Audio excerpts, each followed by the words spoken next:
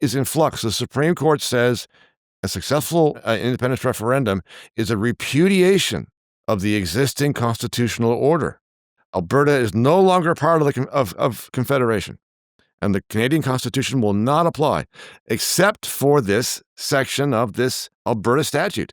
The Alberta statute is tying the hands of the Alberta government in negotiating, or will do if we get to that stage, will tie the hands of the Alberta government according to its own laws.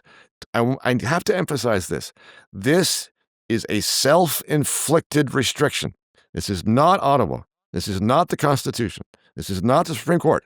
This is a made-in-Alberta problem.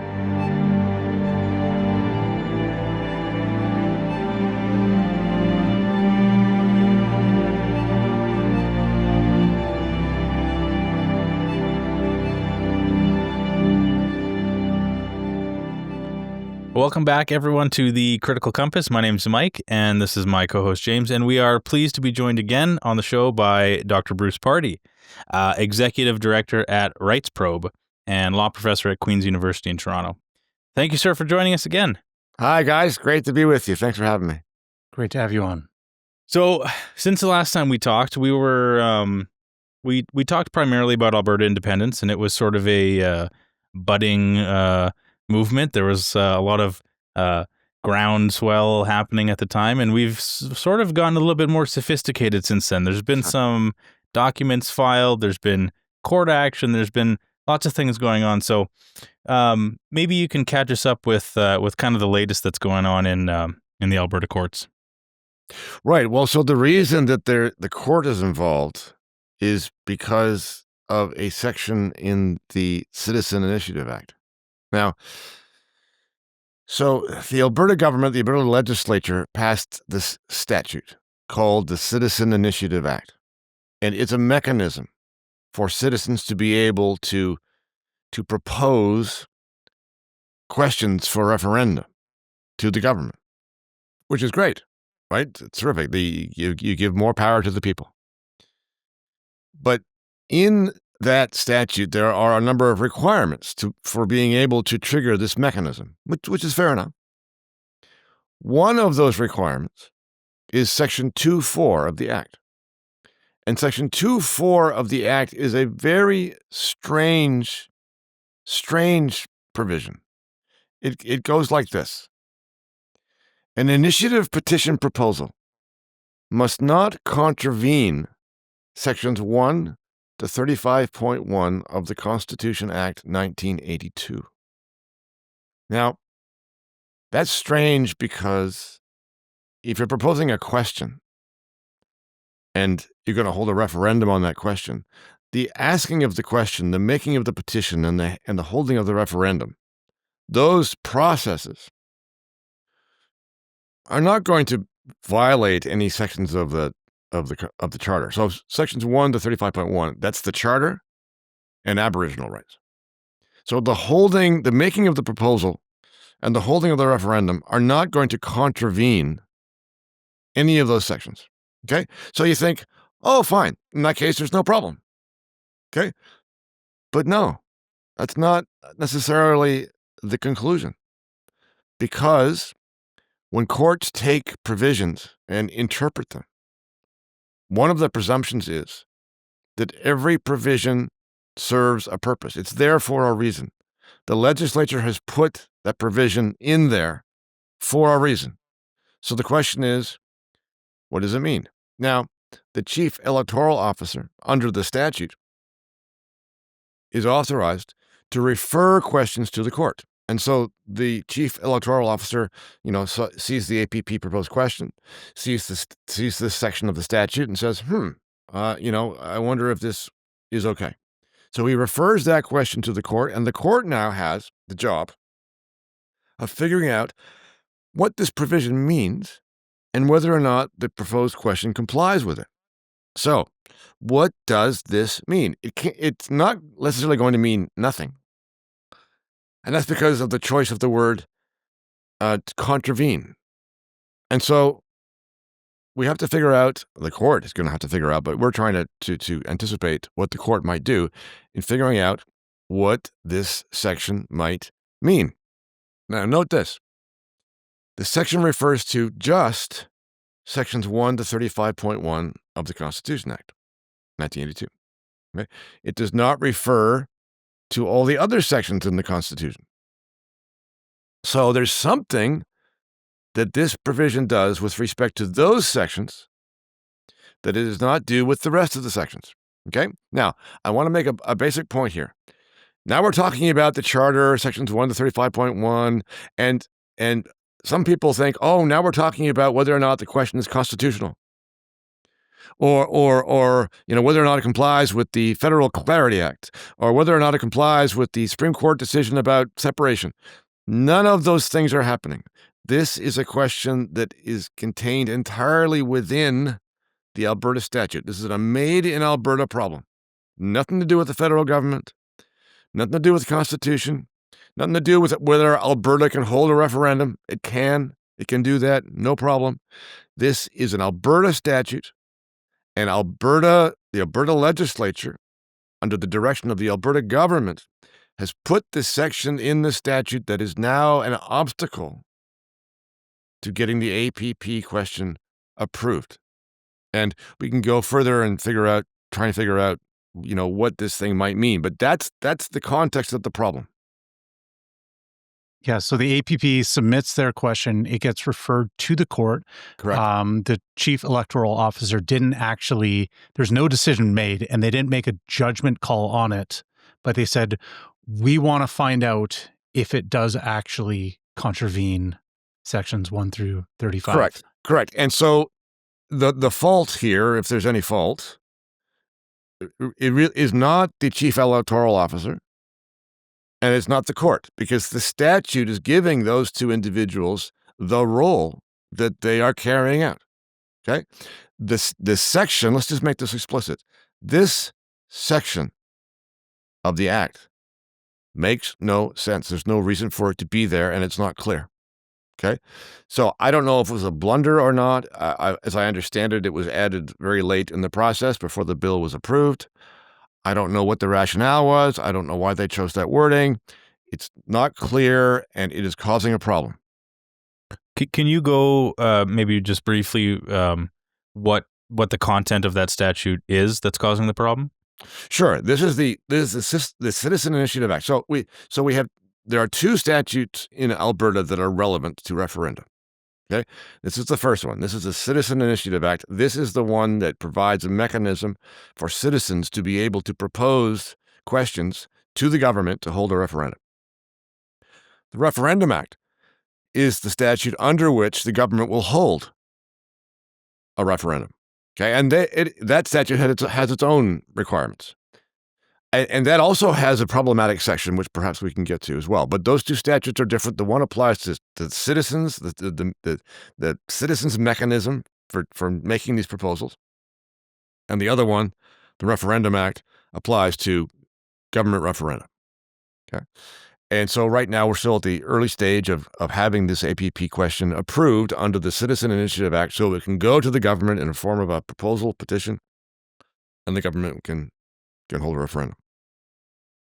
So I guess one of the questions is then the Alberta government can just create a referendum under its own volition. Yes. And then that is under slightly different statutes than the Citizen Initiative Act. So what if the Alberta government submitted something with the identical question as the APP's proposal? Right. Would it still run into this same kind of barrier, or is the barrier slightly different because the wording of the statute's different? The barrier is slightly different. And you've put your thumb on a very key point, which is this. The government of Alberta could hold an independence referendum on its own without any of this Citizen Initiative Act anytime it wanted. So it's great to have this Citizen Initiative Act there, but on the other hand, it's also a distraction. It makes it look as though this is a necessary process to getting to a referendum, and that is not so. The government could do this on its own anytime. It just seems to be that it does not want ownership of that process. It wants the citizens to do it so it doesn't have to own it. Right? So if and when the government of Alberta decides to hold an independence referendum, there is a section in the Referendum Act, which is also going to be a barrier. It's not the same one. It doesn't have the same wording, but I'll read that one to you. It's not as broad, but it is also a problem. It goes like this. This is section 8.11, subsection 3. Nothing in a referendum held under this act is to be construed as abrogating or derogating from the existing Aboriginal and treaty rights of the Aboriginal peoples of Canada that are recognized and affirmed by Section 35 of the Constitution Act 1982. That sounds like it means the government of Alberta holds a referendum on anything, including independence. No result of that referendum can change the status of Aboriginal rights in Alberta. That sort of sounds similar to what we've been hearing from guys like Jeff Rath, saying that, amongst other things, the treaty rights are not, because the current treaties are, of course, they're related to the Crown. Technically, an independence referendum doesn't actually involve the Crown. Is that an accurate thing to say? No, I don't agree with him about this. So that point is a very different proposition than the one I'm talking about. This that I've just read out is the Alberta statute, four corners of the Alberta statute. If that section was not in there, then that restriction would not apply. The Alberta government has had the Alberta Legislature include that section in the act. If that section was not in there, then as far as I'm concerned, an independent Alberta could do whatever it wanted. Like in an independent Alberta, I'm hoping that there will be no crown, and therefore not necessarily any deals that the Crown made. You could start with a blank slate if that's what that's what the country wanted. This proposition that you can be independent, but you can't break away from these obligations created by the British Crown. Nonsense. Absolute nonsense. So I've bounced these ideas around with a couple different people. And I think the way that I've heard it described is that these treaties, essentially, if going down this path and you have to address these treaties, either they're going to be upheld by the federal government, they're going to renegotiated by the Alberta, by an Alberta government as independence is moved forward. Or if they just wanted to keep doing their thing, they would just put a fence around the reservations, and that would be a pseudo state inside of Alberta, which is not ideal, but that seems like how it is if nothing moves forward, if no conversations move forward on the treaty side of things, because there are current, there's something current that needs to be either updated or upheld based on what was there, right? Well, so the Supreme Court of Canada in this 1988 reference case that everybody is referring to, and appropriately, says that in these negotiations that would follow a successful referendum, the interests of various groups, including Aboriginal groups, should, in these negotiations, this is the language that they use, should be taken into account. Now, that's very important language.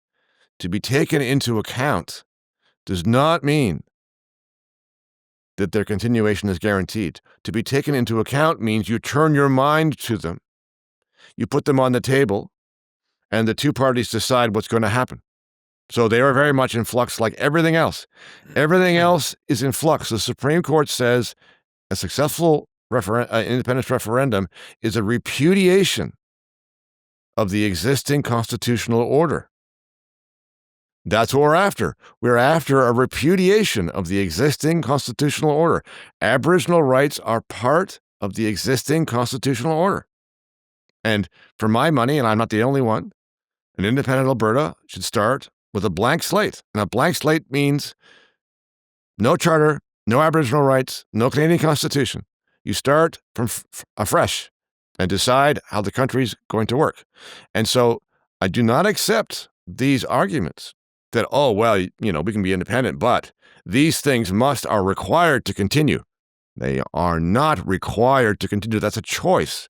I mean, James, when you say that the federal government might uphold the treaties, well, you know, what does that have to do with it? The federal government can uphold them. The federal government, the Canadian government, is still subject to those obligations because that situation has not changed for them. What's happening in Alberta is a complete change.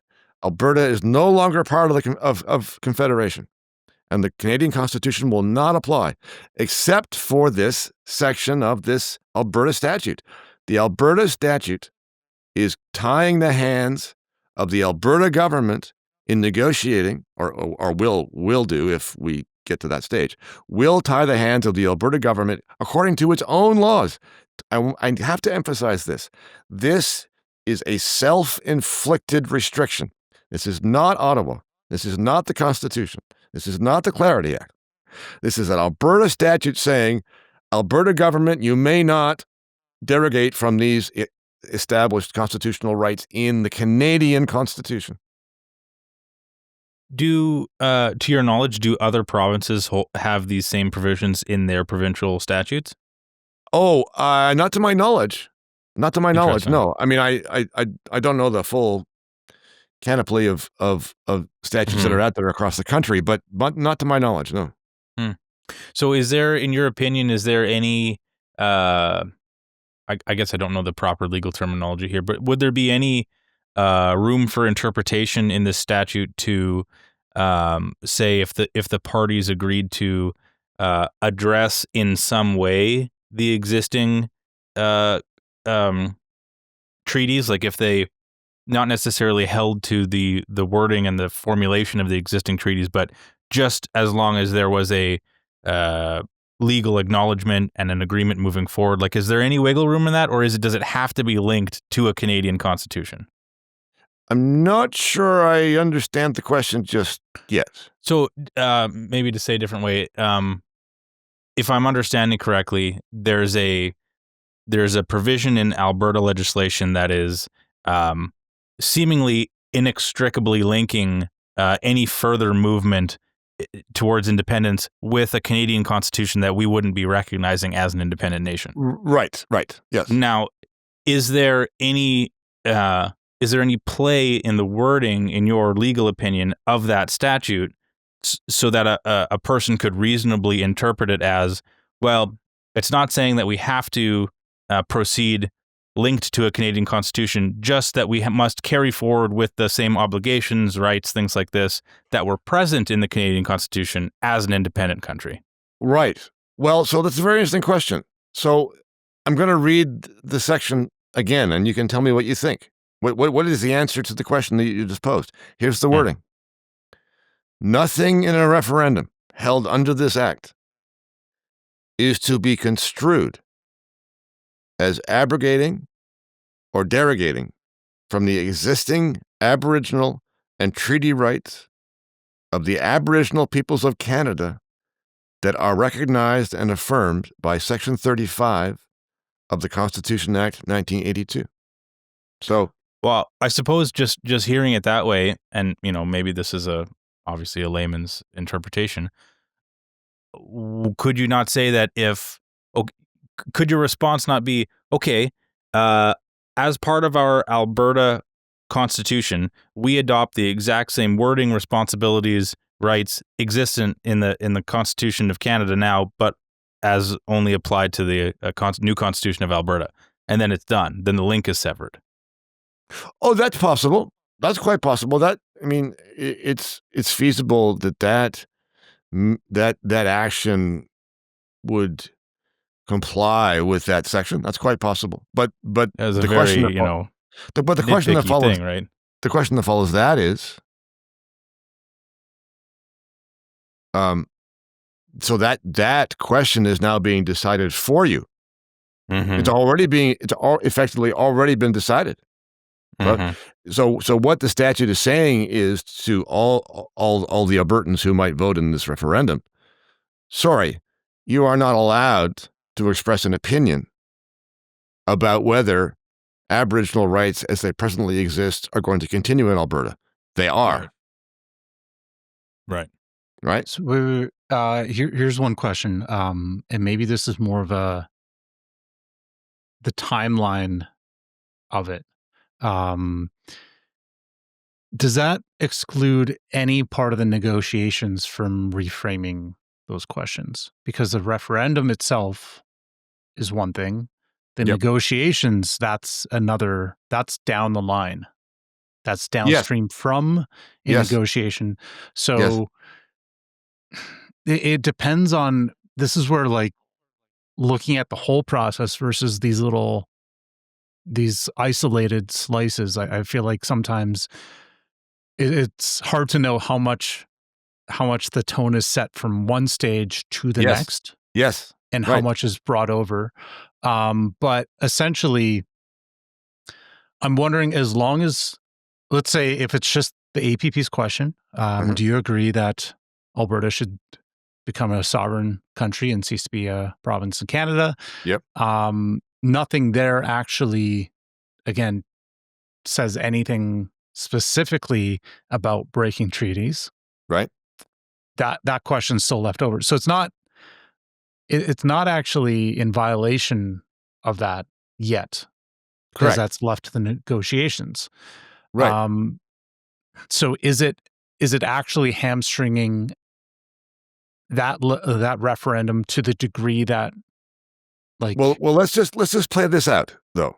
I get your question, and it is logical, and it is one of the arguments that the APP is making in the court process to say, look, the posing of the question is not contravening the Charter or Aboriginal rights. That's not possible.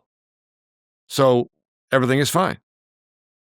And so let's say the question is approved on that basis. And then you have a referendum held by the government, an independence referendum. And let's say they use the same question. And that question also doesn't contravene the section of the Referendum Act that I just read out, because it's just nothing about Aboriginal rights. So you have the question approved, you hold the referendum passes, you get into negotiations. And let's say at that stage, Alberta says, right, we're going to wipe out the Charter, start again with something else. We're going to remove Aboriginal rights, start again with something else. And people turn around and say, but hold on. The question was approved on the basis that you couldn't contravene the Charter and Aboriginal rights.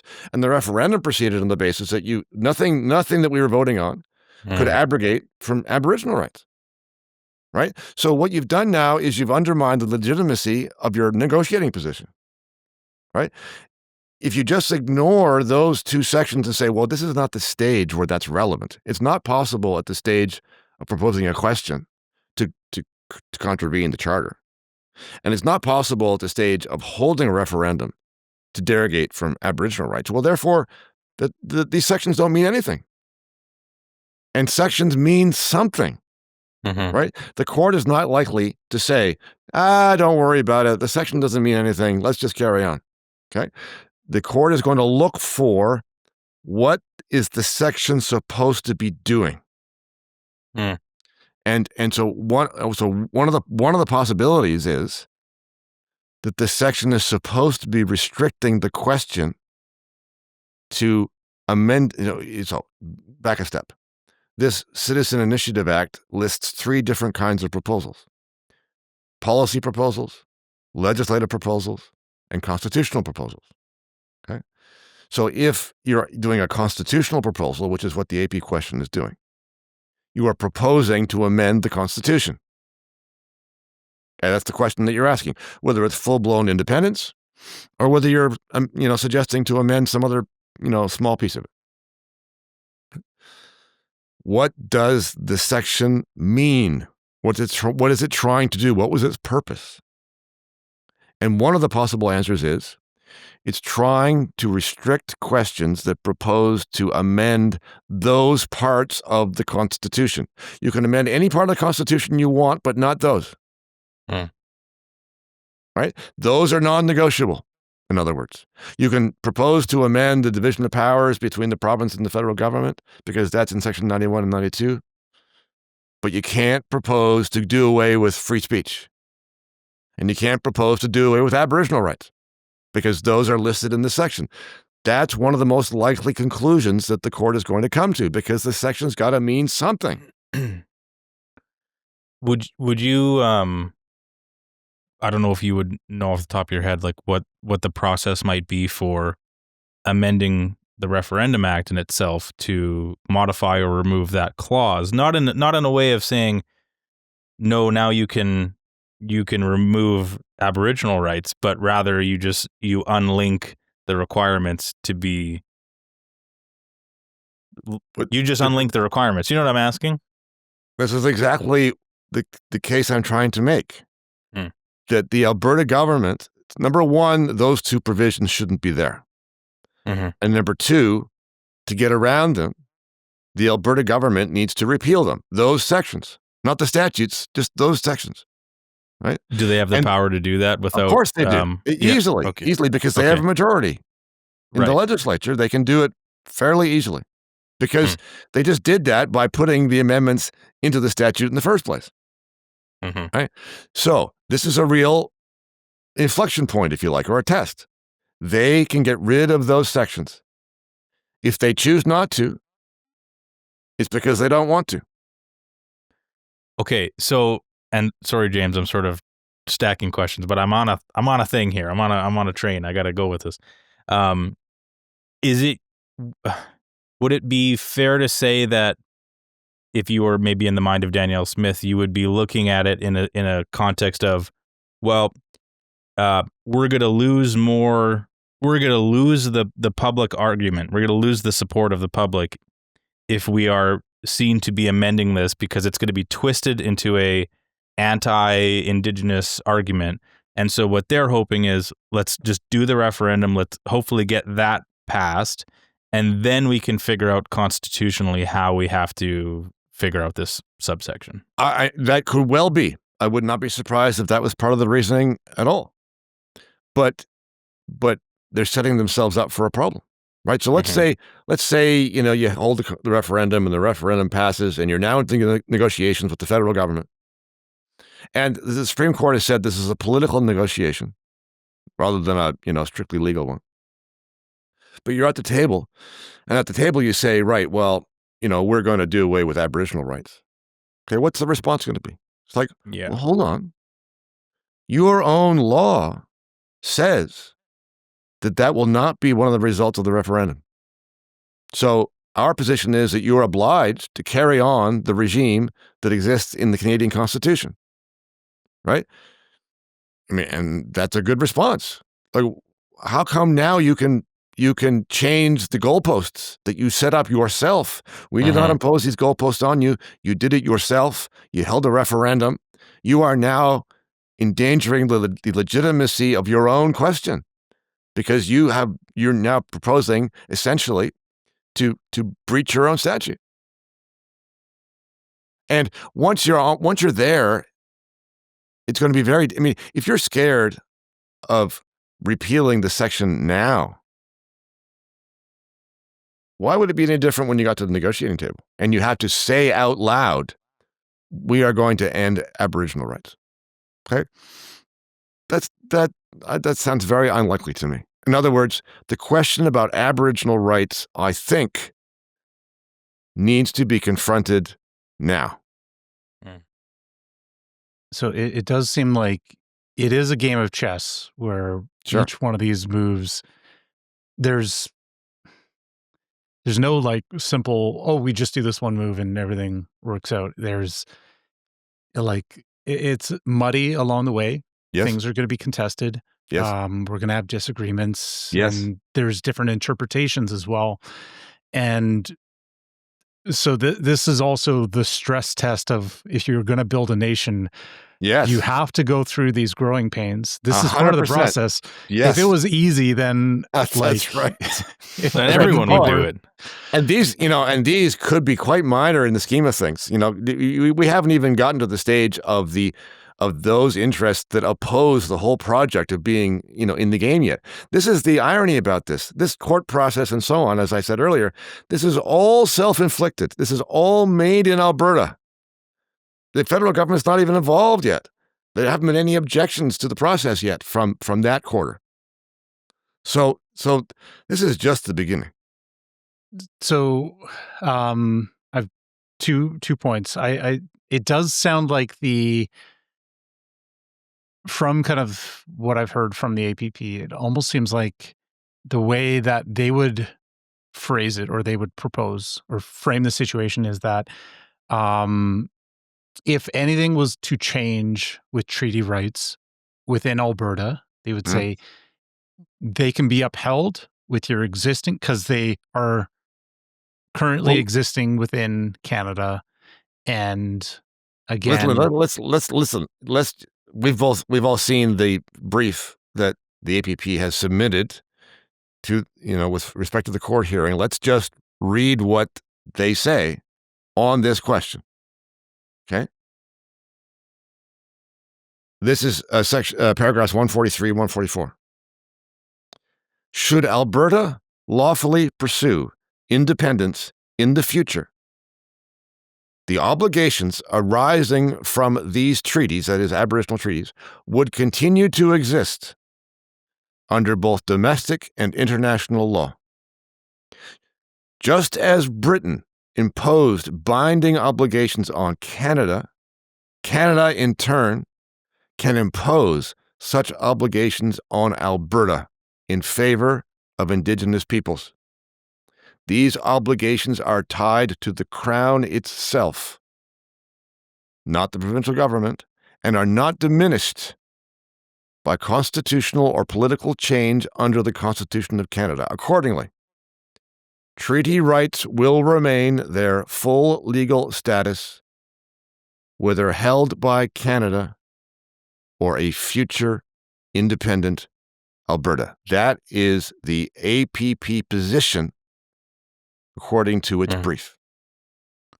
So it said, that's the key thing, is if they're not upheld by, there is the part of Canada imposing, but does that mean that they're upheld by Canada or the Alberta government? So could there be a situation where you say, like, if you want your reservations to be up, like these treaty rights in these reservations to be upheld, would that just be facilitated by Canada, federal government, and you draw out, like, you have a fence around the reservation and it exists as that pseudo state?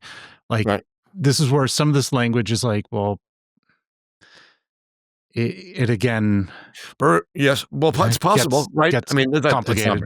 It's not practical, but it's possible. It's theoretically possible, right? So let's just say that's where they get to. So, the reserve land is going to continue to be Canadian territory, and the people who are on that territory are going to continue to be Canadian citizens, and it's going to be little pieces of land inside the territory of Alberta, and there's going to be borders and border checks at the entrance to every reserve, because those people don't belong to the same country. You have passport checks. I mean, sure, theoretically. Not saying it's ideal. No, it's not ideal. Some of these things, it's very unlikely. It's very unlikely. So but the alternative that's being cited there is that that Alberta is required to take on the obligations that the Canadian Crown holds. Okay? Don't agree. It makes it sound actually even like, I don't know, maybe I wasn't, you need to get deeper. I need to get deeper into the wording, but it makes it sound almost like that even the bands that are subject to those, or that are the subject of those treaties, it makes it sound like even they don't necessarily have the power to amend them.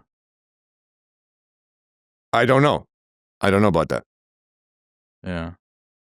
Which you would think that they would have the ultimate authority on it, or, that's at least how it's being presented, that this is why it would be an issue in the first place. But right, but I think it's important to articulate why, from the point of view of those of us who think that this has to end, Why that is so is because people should not be treated by the law as members of groups. They should be treated as individuals. And so as long as we are thinking of people as members of groups, that is, this group can negotiate with this group, and if they negotiate together that this is going to be the resolution, well then, okay.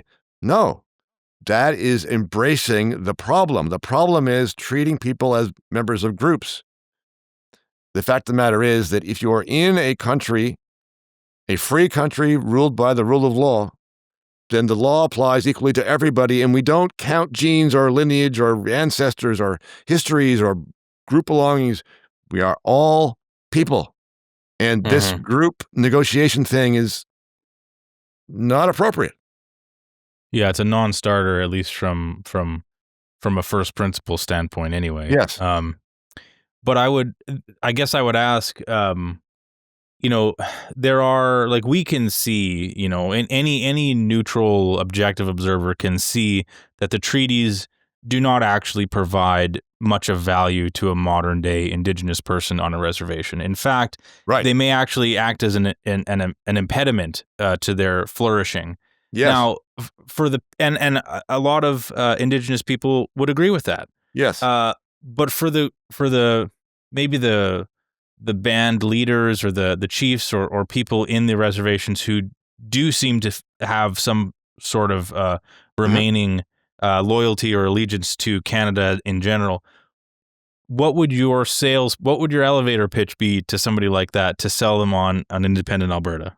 But you've put your finger right on it. That's exactly the situation. That there is going to be a constituency of Aboriginal people whose interests are consistent with the status quo. Because, and of course, it varies from community to community, but there is a community of Aboriginal elites that control, because this is a communal thing, and because the money comes in, communally. The people who control the territory and the money are in positions of power, and I don't know if there's a pitch you can make to persuade them that they ought to give that up. I'm not sure that would work. But that's not the point. The point is the most important point is the first point you made, which is this is not in the interest of the ordinary rank and file Aboriginal person. Yeah, they'd be much better off to escape this bad situation. That's bad for all of us, except those individuals that happen to profit from it. That's going to be a constant thread. It's going to come up in different forms. Yeah. This battle. Well, as soon as you have entrenched interests in any part of a system, there's almost an immune system that you're fighting against in different ways. Let it be unions popping up and unions doing what unions do. And I'm still waiting for the union to protect people against the union. Right. Right. There you go. See, James, you're 100% right. But this is what I mean when I say Alberta needs to escape the Canada that is outside Alberta, but it also needs to purge the Canada that is inside Alberta. The Canadian systems that exist inside Alberta are systems of vested interests. And this is going to be the hardest fight. I mean, you think your main fight is going to be with Ottawa, and that's not going to be easy. But the most difficult fight is going to be inside Alberta, between Albertans, between those who want a fresh start and those who want to maintain their status in the old order. And part of that is convincing people that they view the system in a current way, and some of those are still moderates. They still have trust in some of these systems. Yeah. And a lot of the Alberta independent supporters view those systems or the unions or any of these on any level. They seek to reform that or seek to build it from the ground up to prevent corruption. And I've had conversations with friends and family that they look at one area and they think there's corruption, and they think we can't trust these people because they're corrupt. And then you ask them, well, what enables that corruption?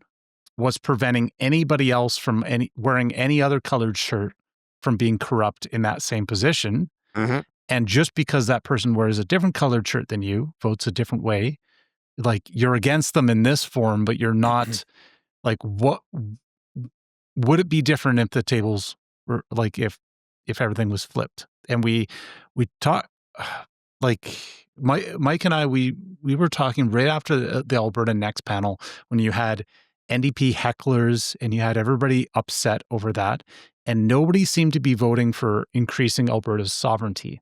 Mm-hmm.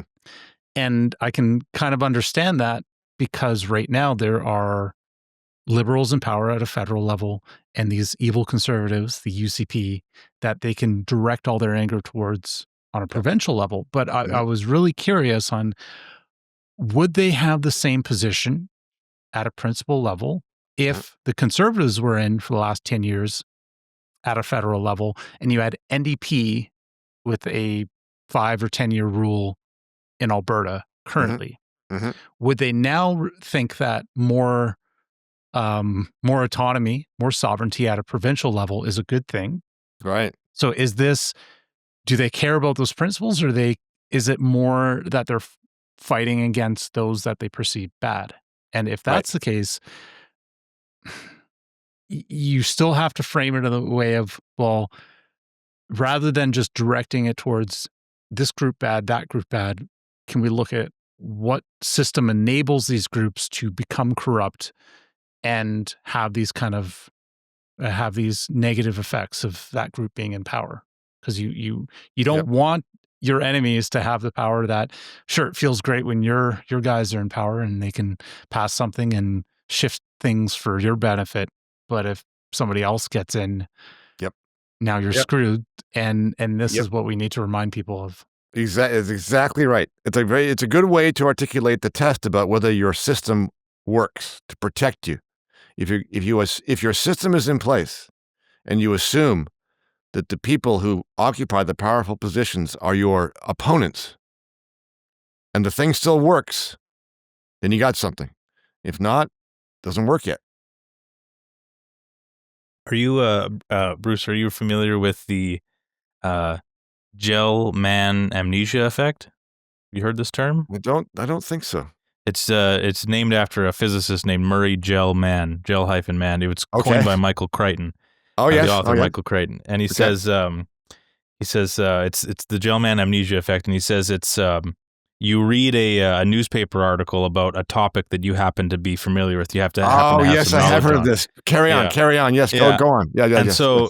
And so you read it and you see that, not only has the author completely gotten it wrong, they don't have any knowledge on the subject, but they're so ill-informed on it, they've actually reversed cause and effect. Right. And then you read that and you acknowledge that, and you turn the page, and then you read an article on Israel-Palestine, and you assume that author knows exactly what they're talking about. That's right. You immediately forget the lesson you just learned. Yes. Exactly, yeah. And that seems to be, like James was pointing out, a very serious problem that we're going to have to overcome. Right. Agreed. Well, maybe we can transfer that into another serious problem that we're going to have to overcome in the form of Thomas Lukaszuk. And he maybe somewhat ironically just had his own referendum question approved, which he's now saying wasn't really a referendum question, but it appears that maybe legally it have to be considered a referendum question. Do you have maybe any insight, any opinion on the Forever Canada contingent? Yeah, right. Well, this is also, strange stuff. But if I understand correctly, that proposal was framed as a policy proposal, even though it sounds like the reverse of the APP independence question. It was framed as a policy proposal for a referendum. And then what policy is it then? Well, the policy of like not doing anything, like just leave things the way they are, right. But of course, if you held that referendum and the answer turns out to be no, like we do not want to stay in Canada, well, then the question is, well, what are the implications of that? Does that serve as an independence referendum in the same way that the other question would serve if the answer was yes? And right. But this sort of question and controversy underlines where we started, which is The Alberta government can hold an independence referendum anytime it wants, and it can choose the question as it wishes. Right? It doesn't have to fool around with this. It doesn't have to say, "Oh, well, we have this, stay question. We're gonna use that, to hold a referendum, and then maybe we're gonna use that." You don't have to play this game. You can choose to do it yourself with the proper question, and that's why I'm a little bit cynical about all this playing around with that. Well, it seems like maybe it's not actually.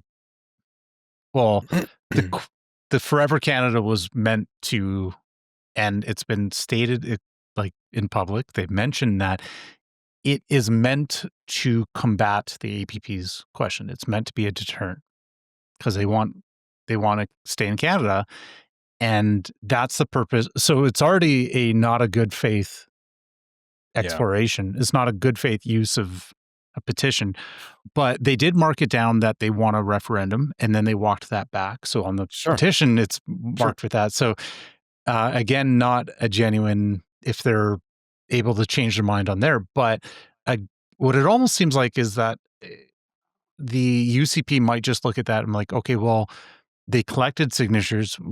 That was meant for a referendum. And then we have this other group. We have large interests on both sides. Sure. We're going to create a question that is clear in alignment with the 1998 Supreme Court ruling. And here's our question to satisfy both parties. Yes. And we'll sort it out, let the people decide. And whatever answer is, the result is the result. But back to this main point though.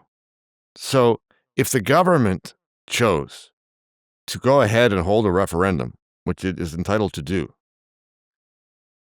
it doesn't matter how many signatures you get. You don't have to do a petition. You don't have to do this. You don't have to do any of this. The number of signatures and the mechanism in the Citizen Initiative Act is only there for the purpose of establishing a mechanism for a citizen to lay a proposal before the government. If the government wants to do this, it can just do it. No signatures required. They're the government. They can hold a referendum. One more thought on the petition, though. Sorry to interrupt. Is that a interest gauging mechanism potentially? Well, sure. Other than the Alberta Next panels, but those are snapshots. Well, sure, but that's the rationale for the signatures required under the Act. Yeah, right? If there is a large enough movement, you should be able to get the signatures, and that is a proxy for the democratic will needed for potentially. But probably the rationale in the Act for requiring signatures is so that the government doesn't get hundreds or thousands of proposals coming in for referendum question. You have to show that there's at least a degree of interest in the question before you're allowed to access this mechanism, right? but the government still can do what it wants. And surely it has the wherewithal to gauge the interest and support for this kind of a question for a referendum. I mean, what is sort of happening is that the government is, seems to be pretending to hide behind this Citizen Initiative Act process to say, oh, well, these two things are on the go. Well, let's see what happens. Let's see if these get the right signatures, and maybe one of them will come to us, and we'll have to use it as a. You don't need any of that if you don't want it. You can just go and hold your own referendum under the Referendum Act. Now, forgive me if this is a silly question, but presumably, even if the provincial government just decided to call their own referendum with no Citizen Initiative Act involved, they would still be, if it were a past referendum, let's say for Alberta sovereignty, they would still be hamstrung by Section 8.11, correct? 8.11, yes, correct. They would be. Okay. Yes. That's why it needs to be repealed. Okay? Right. This is a so section. There's no way around it from if you avoid the citizen referendum and it's called by the government, then you can bypass, or there's nothing like that. No, this is a section designed by the Alberta government, passed by the Alberta Legislature to tie the hands of the Alberta government. Yeah. Right? Why are you doing that? This was written in the 80s, you said, originally, this subsection? Oh, no, I don't actually. I don't know when it was written. The Section 2.4 of the Citizen Initiative Act was put in the most recent allotment, apparently very late in the process. I actually haven't looked at when the Referendum Act section was put in place. I was assuming it was fairly recent, but I don't know. Yeah, it seems like part of this is that the UCP didn't run exclusively as an independence party, so that's a little bit different than maybe some of like how Quebec's political landscape evolved. They have more outspoken independents, Yes. Politicians, Yes. and so maybe you don't get this kind of tightrope walking in the same sense that Alberta, the UCP, is doing right now. And I can see, again, you have self-interest and you have the preservation of self-interest. Yep. And I feel like this is almost the maybe a good analogy is like it's like women will often choose the guy who's already made it in life, in the way like, oh, he's got all this money, he's done great. Like when they know for sure it's like a solid deal, and they're like, yeah, he put in all this hard work, and like look at where he's at now. You want to know where the parade is going before you get to the front of it. Yeah, so it's not surprising that they would walk this tightrope, but still, like the Alberta Next panels kind of still feed into it. It's also still kind of gauging the temperature. It could also still be used. I've wondered if the Alberta government, because all this again gets down to politics and the image, and you've got to maintain, like you're fighting against messaging and narratives and all this. And I feel like the Alberta Next panel could be used as another justification and or evidence in conjunction with maybe they're waiting with these demands that they sent to Ottawa, saying, okay, we gave some clear demands of things that Ottawa can do, and they didn't do those things. Nope. And then we had these Alberta Next panels, and here's the result that we got from those, and they're all like we have the recordings, we have multiple pieces of evidence. Now we're going to proceed with this. So I don't know if they were just trying to, like, maybe they're just trying to keep Alberta in Canada, or maybe it's it's more strategic in the sense that they want to be careful before jumping ahead. So well, it's more you of a said, tactical. Bruce, you said last time we talked, like I remember asking you, what your general read on Danielle Smith was, if you kind of got the vibe that this would be something that she was interested in. And I think you kind of, without saying it explicitly, you thought that she was more complex than maybe she's letting on. Is that still your opinion a few months later? I think so. I can't really tell, but I think that would be consistent with what James just described. I think that's quite accurate. It's a trying to gauge, where the solid ground is without showing your hand. Mm-hmm. Maybe it's 3D chess, but I'm not sure about that. My perception from afar is that she's surrounded by people who have very different views on this.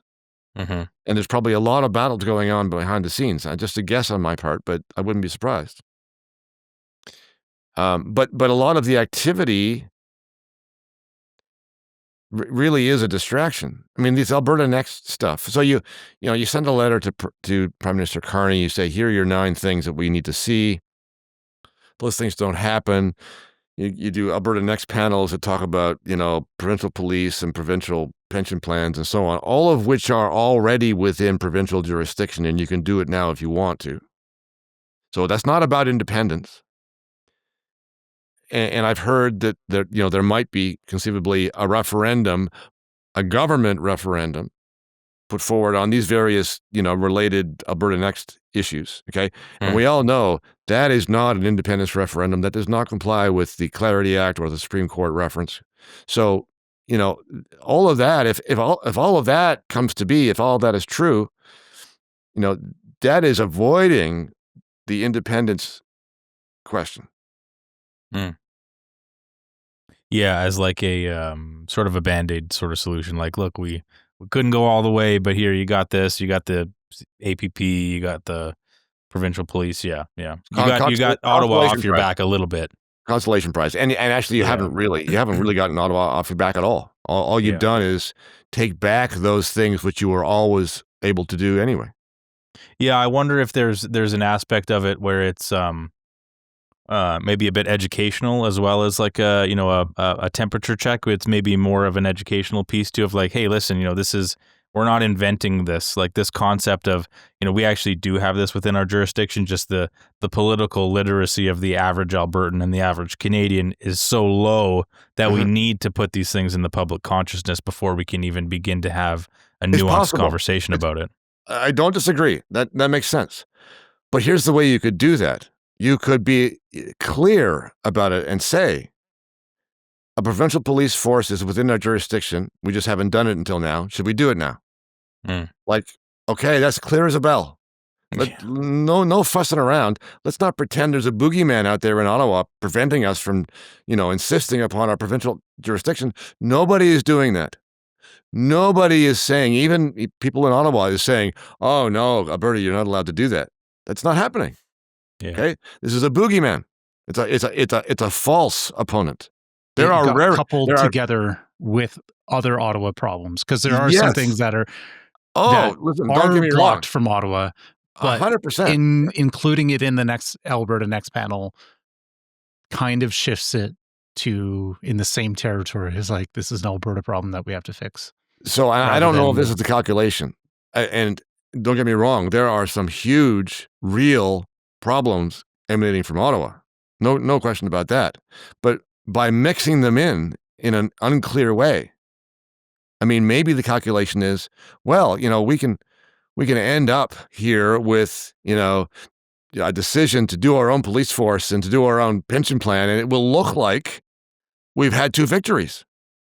Okay? Those are not victories. Yeah. You are always able to do that. No one is saying otherwise. And your real problems have not budged one bit.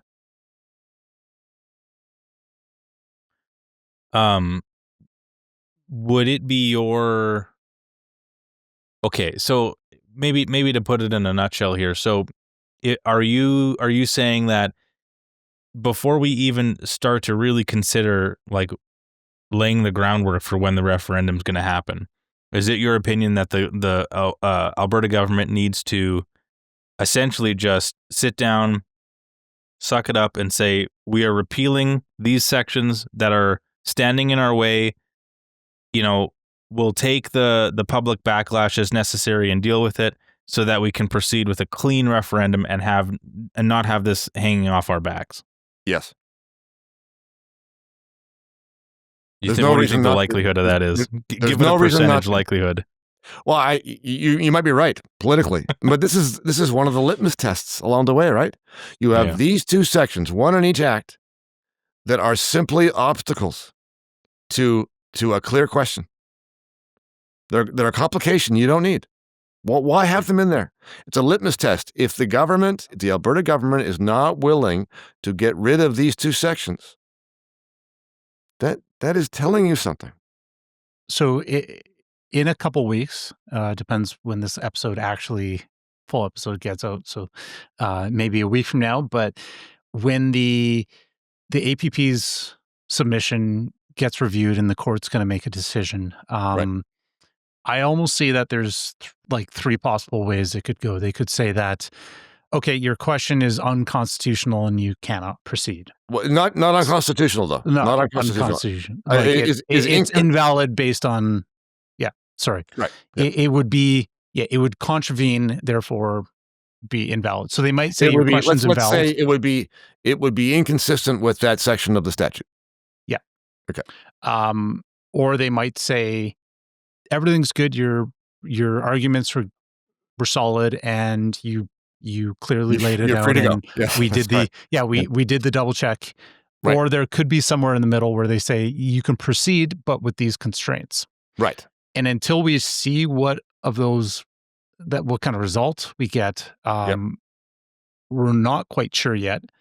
Like that might also give us a little prediction of the answer on this. Would also give us an idea of the section, what is it, 811? 8.11, yeah. 8.11 as well.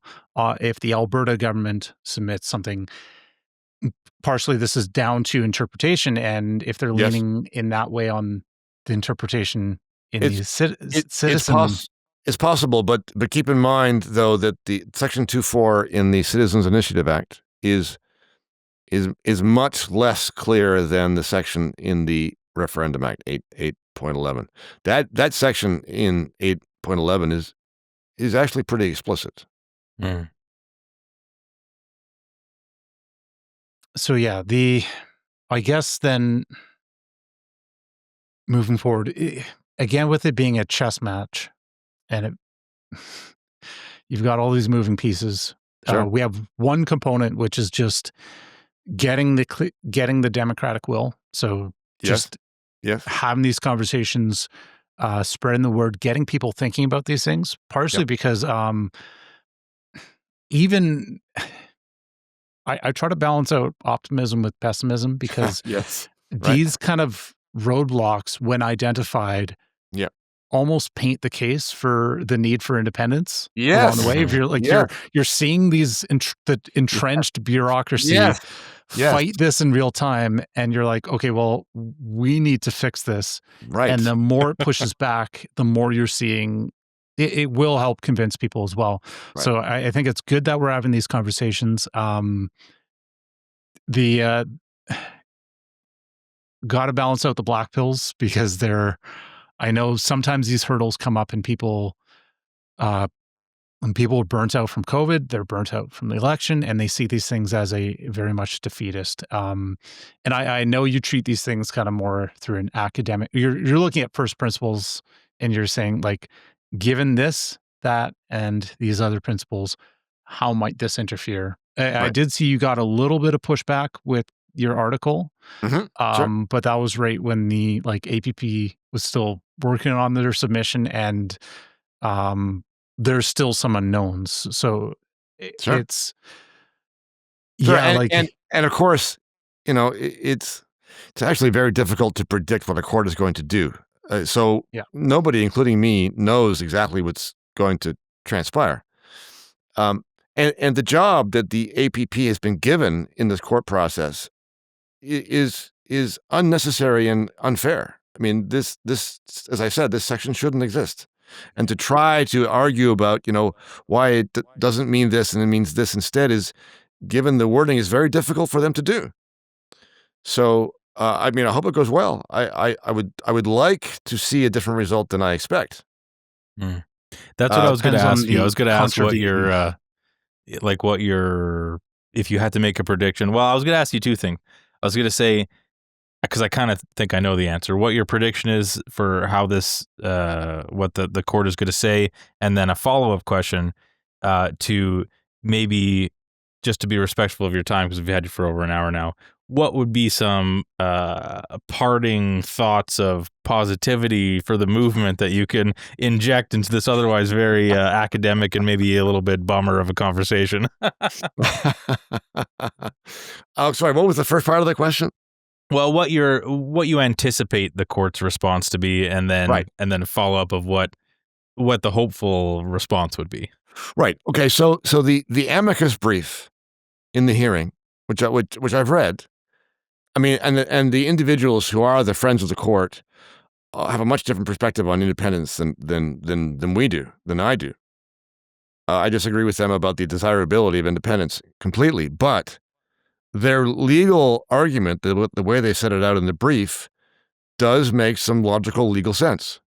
They're making the case that this section actually does prevent the proposing of questions that would have the result of doing away with the Charter and Aboriginal rights. Partly because it's very difficult to think of anything else it can mean. And so that's a possibility. It's a good possibility. The other possibility is, James, as I think you said earlier, is that the court will say, well, okay, it can go ahead, but it has certain strings attached, which is that the results of the referendum, if it comes to pass, cannot result in getting rid of the Charter or Aboriginal rights. And the third possibility, again, James, as you mentioned, is that the court will just say, listen, don't worry about it, go ahead. But that would require the court to conclude essentially that the section doesn't mean anything. Yeah. And I don't, it's possible. Anything is possible. But I don't think that's likely.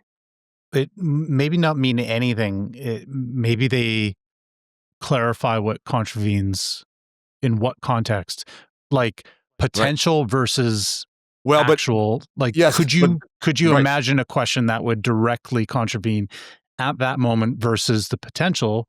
Because then you're fighting this thing of if this contravenes, then why didn't the Forever Canada contravene with the potential of the no answer having downstream effects? Possibly, but let's play this game differently. Okay, let's put it this way: can either of you think of a question that would contravene Section 2.4 in a way that the APP proposed question does not? Not without sounding racist. Well, sound racist. I could maybe try to frame a very deliberate. But you can be as outrageous as you want, because we're dealing with hypotheticals. We're trying to imagine the kind of thing that the court might be inclined to conclude that was that the section is designed to prevent. Right. So we put it generically this way.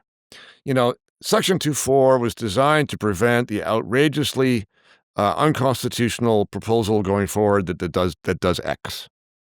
Okay, what is X? That Alberta can only be, you can only live in Alberta if your family lineage goes back 4 generations, something like this.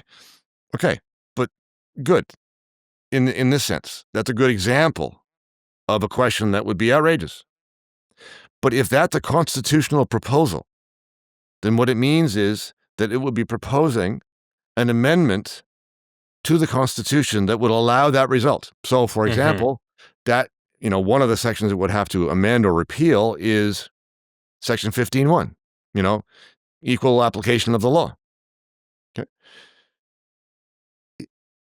If that is ruled to be in violation of Section 2.4, then so is the APP question. Because the question that you've identified, proposing to, generations, is proposing an amendment to the Constitution. That's all. Yeah. That's all it's doing. It's a question. The posing of the question doesn't contravene the Charter. It is the making of the question that is the target of the section. Well, that's right. And then if the result is that the court sets a precedence that it's invalid to propose a question that can modify the Constitution, then you just can't ever do anything. No, not true. Not true, because this Section 2.4, refers only to the Charter and Aboriginal rights. If you want to make a constitutional proposal about any other aspect of the Constitution, you're free to do so. That's fair game. Right? Oh, okay. So Mike, we might have to on our own dive into some of the history. I'm curious on what role either special interests, as these things unfold, and if something's added in late in the process, they're like, well, we were consulting with this and this group, and they wanted to be recognized, and they wanted this, and you get these things added in. Sometimes it's an appeasement, and then sometimes it's just also written in again just to prevent something from actually invoking change. So you have it sounding like you have power on the outside, and then you go down to the weeds, and there are things that can be weaponized to prevent a specific result. Right. Open Right. to interpretation. Right. And it's hard to know when that interpretation will be, when it will go one way. So if I can put labels on those alternatives, James, you're saying that the section could be an appeasement, it could be a blunder, or it could be a poison pill. And we don't know which of those things it is. Sure be good to know, wouldn't it? Yep. Well, I guess we might get a little bit more information in the next let's do some digging into that. But Dr. Pardy, I have to say, you didn't answer at all the second part of my question of leaving us with some positivity to the end of the. Remind me what the part 2 was. Well, just give us a little bit of hope here, man. Like, what do we have to look forward to? Well, but isn't there a UCP general meeting soon? There is. There very much is. I'm hoping that enough Albertans who are seized with these concerns will have the wherewithal to say, look, we are your people. We want a referendum. We want one on independence. Get with us. We want you to lead us. Please lead us. And the first thing you have to do is get rid of these 2 sections. There's no reason not to. If you get enough people who say that, then maybe you'll get a good result. Well, currently 3,500 confirmed coming to the AGM, and I think it's larger than last year. And then we'll have to dive into what things are being voted on, or like what board seats are up, and what things that can be, like, if you support independence, what things at the AGM do we have that control over, that influence. So yeah, it'll be an interesting one, because it's a different tone set from last year. Okay, here's your good news. Here's the good perspective. Remember, this is happening nowhere else in the country. Okay? No matter the obstacles, this is still the best shot anywhere. It's the best shot for Alberta. It's the best shot for Canada. It's the best shot for all of us. And these kinds of difficulties are going to come up, and they're going to be more. That's okay, because it comes with the territory. These are just bumps in the road. So carry on. That's perfect. That's a perfect message, I think, to wrap her up on here. Dr. Pardy, was there, I've been trying to ask this now at the end of interviews. Was there anything that we didn't ask you or didn't talk about that you wish we would have? Well, sure, but you don't have another hour, do you? Well, I don't think you have another hour, but we certainly have another. You're always welcome on the show. We really, really appreciate this. You're a really important voice in this movement. And yeah, you're, like James said, the way that you approach this from an academic and first principle standpoint is so valuable in a discussion that can be so emotionally charged. It's very, very important to have voices like yours, so we really appreciate it. Where can our viewers, if they want to learn more about you or see what you're up to, where can they go? Right, great. Thank you for the question. The Rights Probe site is rightsprobe.org. All our material is there. I also have my own Substack. They can sign up for free, and they can follow me on Twitter, or I guess X, at Pardy Bruce. Perfect. Thank you very much for having me, guys. Appreciate it. Yeah, great to have you on. Yeah. Cheers. Talk to you soon.